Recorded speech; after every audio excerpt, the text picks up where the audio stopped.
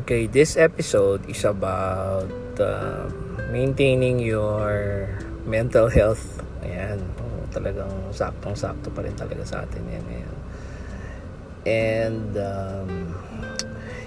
there used to be a time in the past na tingin ko dito sa mental health is, like it's nothing. And parang drama lang ng younger generation. Kasi there was a time before, wala man akong narinig na depressed kami.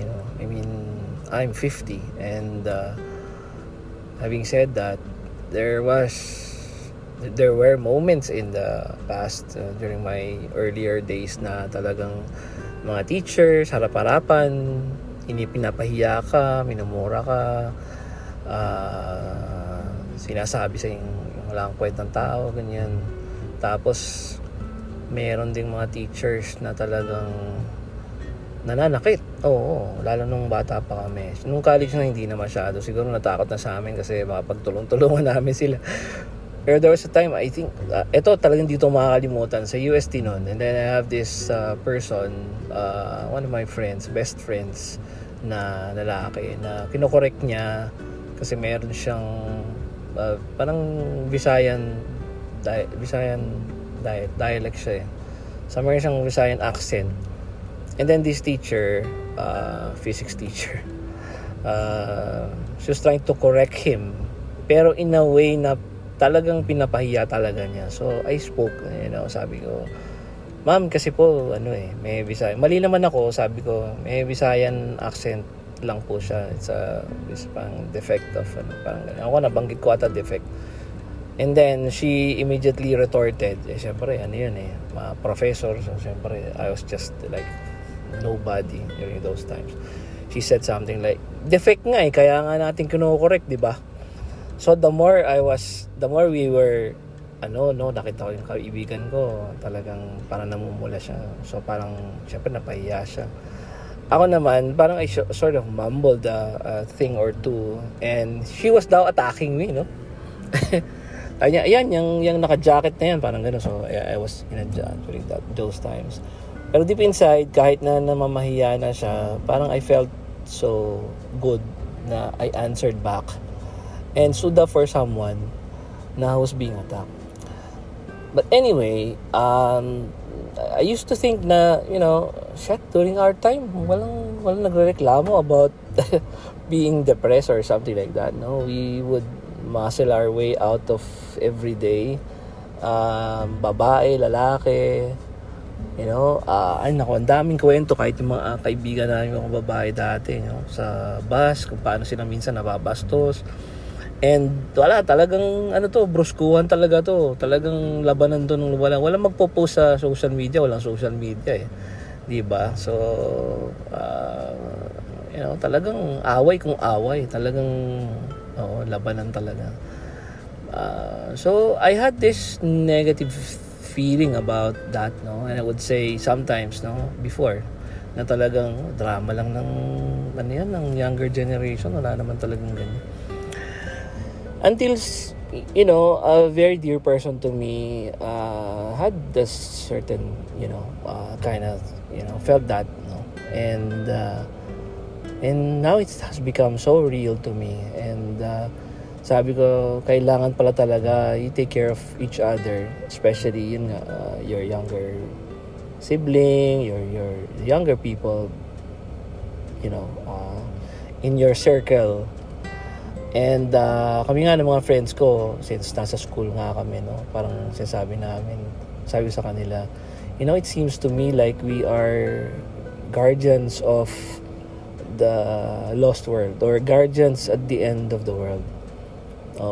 Parang tayo yun tayong mga teachers. And I think it's a call for us to be like that, to be the stronger ones, and maghinahinay sa mga sinasabi. Ako, guilty rin ako dyan kasi nga lalaki tayo, and sometimes you would be hard on people, in the sense na sometimes kasi talaga sobra naman talaga na talagang pasaway, hindi umattend ng klase, tas sa dulo magdedemand pa na ganto, ganyan.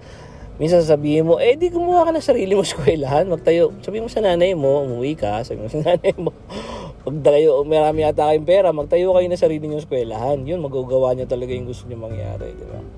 And kasi parang minsan sobra na eh. And then, as a head, tapos i-multiply mo yung edad mo, hindi ka pa makakarating sa akin. And I don't think you have proven anything else, anything yet. So, para makapagsalita ka ng mga ganun na parang tinuturuan mo pa kami kung anong gagawin, minsan nakakapiko na talaga. And sometimes they deserve to be, scolded and all that. Pero, yun nga come to think of it, minsan hindi mo alam kung yung sasabihin mo would be the last straw. Would be the last straw that breaks the camel's back. Sometimes sabi mo, shit, ang ano naman, OA naman. Kasi hindi mo alam ang pinagdadaanan ng tao eh. Malay mo kung every turn, ang feeling niya, failure siya. At ang hirap ngayon, kasi nga we are comparing ourselves with the rest of the world. And sometimes the rest of the world is they're just wearing a mask. Diba? Yung nakikita mo sa Facebook, syempre that's the best eh. Ako, for example, for the past how many days, I don't have anything else good to tell the world. I feel bad about my friend. I feel bad about a lot of people. I hear of people, whose parents are dying, whose very health are in jeopardy. Paulit-ulit lang yung sakit sa family nila. And, why would I, say something good about myself? I feel bad. I feel terrible. And because of that, I won't post anything in Facebook. And then, sometimes, I feel good again. And then, I'll post something good in Facebook. And then, ang nakikita lang ng tao, yung good na pinopost mo eh. The silence in between, the moments when you are also feeling bad, when you are, like a wounded warrior healing, hindi na nakikita ng tao yun eh. And, if you're always on Facebook and always on Twitter, always on Instagram, you'll see the best things that are happening in other people, and sometimes you feel bad about yourself. Of course, ako hindi na ganun kasi why would I compare myself with people who are younger than me? And most of them are actually, and it's good just to be alive. I mean, at 50, I'm alive. I'm okay with that, and having touched a lot of people, okay na sa akin yun. But I feel especially compassionate about people who have not yet proven themselves in this life. Or it seems that, whatever they're doing is not yet working out. Pandemic that's always my excuse. Pero that's true. I mean, you have to be kind to yourself. You don't have to win the world at 20 or 25. You don't have to buy your own house at 22 like I did back then. Iba yung nun eh. Iba yung time nun eh. Maganda pa ang buhay. And maybe I just had lucky breaks. Those things. I just knew maybe, I was supported by the right people. It's different now, so you don't compare yourself with any other person. So just look at your own star. Your own star belongs to you alone. Your star is your goal in life. Whatever it is that you want to be, believe in that. Believe that you will accomplish that. And no matter what other people will say, don't believe them kasi they don't know who you are. They know your past. Maybe you made a mistake in the past. O kung babae ka, maybe nagkamali ka sa pag-ibig, nagkaroon ka ng iniwan kang boyfriend mo, nagkaroon ka ng anak. And sometimes you feel bad about that. And parang ang feeling mo, broken ka na, hindi ka na mabubuo. No, that's a lot of bullshit. I mean, everybody can still be, can still be buo, can still be whole again. And lahat ng nangyari in the past, that's the past, No one cares about that anymore. And no one looks at you and finds you amusing because you're failing. They also have their own sorrows to deal with. Marami tayong mga crosses that we should bear, and kailangan talaga konting tapang. Pero yun nga, tayo nakakaintindi, tayong guardians at the end of the world. We're supposed to take care of each other. We have to take care of each other. We have to take care of each other. And kung maaari, wag tayo mag-utter ng mga useless words na wala namang madadagdag na positive. Sometimes it just takes a small word of affirmation. Kaya mo yan, kaya natin yan. And we're going to make it. We're going to go through. We're going to pass through this whatever it is that whatever it is that we are passing through right now. Also, sometimes ang best thing to do is to sleep, to get some sleep, and rest your mind for a while. Kasi talagang yun lang minsan ng cure eh. Oo, talagang akala mo lang when you struggle, you get past, you swim against the tide. But sometimes the tide is too strong, and all you need to do is just to do nothing, you know what I mean? Just do nothing and let it pass. The storm will pass. I tell you, the storm will pass. Kasi imagine if you were born in 1900, imagine dumaan ng Spanish flu. By the time you're 14, may First World War. By the time you're 40, nagsisimula ka na naman, puta, may Second World War naman. Parating ng 50, Korean War. Imagine all those troubles that you've been through if you were born in the 1900s. But these people are so resilient. And in fact, imagine, look at one person who was born in 1900. Si Armstrong, di ba? Si Louis Armstrong. Yes, Louis Armstrong. And then he was able to sing a most wonderful song. Says, I hear babies cry. I watch them grow. They will learn much more than I will ever know. And you think to yourself, what a wonderful world. Imagine if you were born in 1900, having seen all these things, lahat ng mga problem sa buhay, dinaanan mo lahat, Vietnam War, lahat yan. And yet, being still positive and telling to yourself, it's a wonderful world.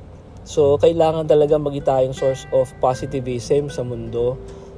Ayon ko, lahat ng tao talaga dumadaan sa maraming problem. And sometimes all you have to do is to understand them. Even our parents, talagang dumadaan sila sa ganyan.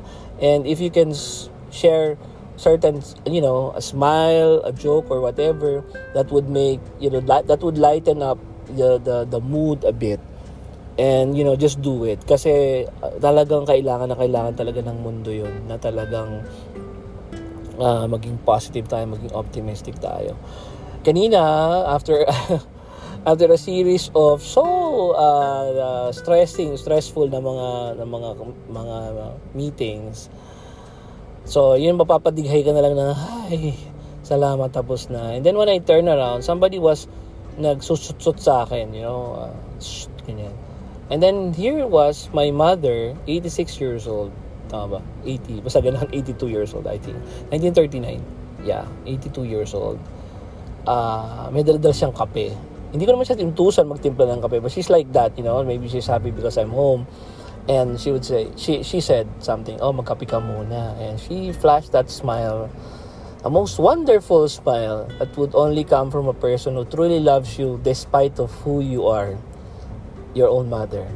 And I know I've done so little to her, maybe I took care of her just a little, but I know it's not enough compared to all the things that she has done for me. She literally raised me up, of course, with my father, who's gone now. My mother saw a lot of pain also as a young person before, and just last year she was sick and she almost died. I mean, she also had a terrible bout with UTI, and then nagkaroon siya ng almost halos dementia, kasi hindi niya na ako kilala eh. Kasi nung sobrang sakit, nung kanyang antibiotic, tas down yung katawan niya, parang dumating yung point na hindi niya alam kung anong oras, ganyan. Tapos, I almost, talagang I literally prayed na, Lord, kukunin mo na si mother, kunin mo na, kasi talagang kawawa naman, nahihirapan lang siya. But she managed to pull through. And now she's okay. I know she's weak. Hindi naman siya ganun ka-strong. Siyempre, 82 years old now. But she manages, she just managed to to live day after day and flash those, smile. Sometimes makulit din siya sa akin. Kinukulit din niya ako. Nanonood ka ng movie, ililipat niya yung channel sa news, But those are things that you would miss eventually, di ba?